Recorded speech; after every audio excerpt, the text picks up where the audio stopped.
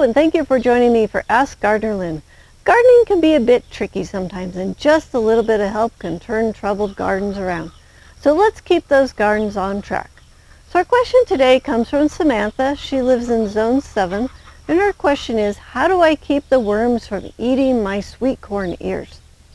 So my guess is that she's referring to the corn earworm. This is actually a caterpillar, not an earthworm, but is part of the life cycle of a moth. So the corn earworm is the main pest that messes up our delicious sweet corn. And the moth flies around the garden. It lays its eggs on the host plants, and then the larvae, they hatch out and start to eat the corn plants. First, the corn earworm will eat holes through the leaves, and then it will go after the silks, and then when it gets done with that, it's going to go after the kernels. So the worm, it'll bore right into the middle of the ear and eat right down to the middle.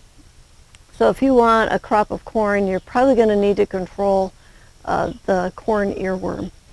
So the corn earworm, it has 4 stages. There's egg, larvae, the pupae, and then the moth. So the corn earworm, it's a moth that is about 1.5 inches long. It's grayish in color and has a few spots on the wings. So I like to control this pest at the larval stage. So here's my 4 favorite ways to naturally control the corn earworm. All right, number 1 is oil. You can drop mineral oil, olive oil, canola oil into the ears after the silks have turned brown. This will suffocate the worm but will not affect the corn. Number 2 is BT. This is a bacterial pathogen that is used for biological control over the larvae, and it's widely used with organic growers, and BT can work if it's put on soon enough.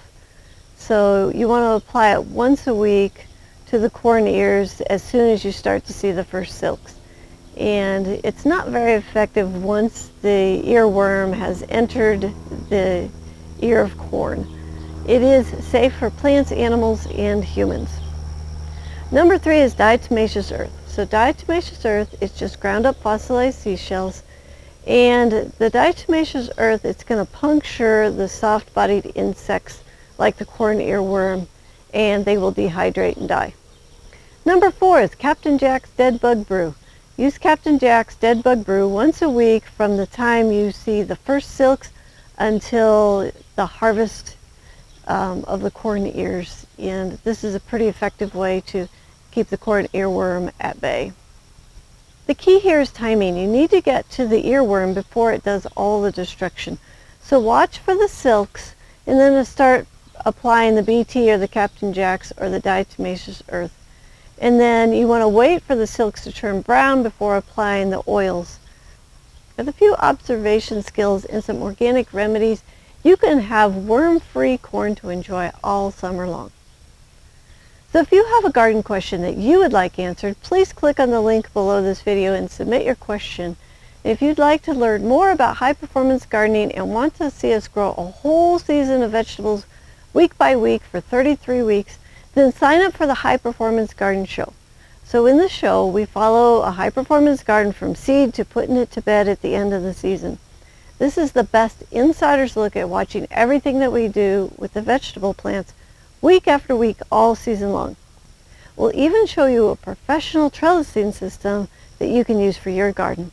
So the show is free, it's online, and you can watch it anytime. So go to thelivingfarm.org/high-performance-garden-show to sign up, or you can click on the link below.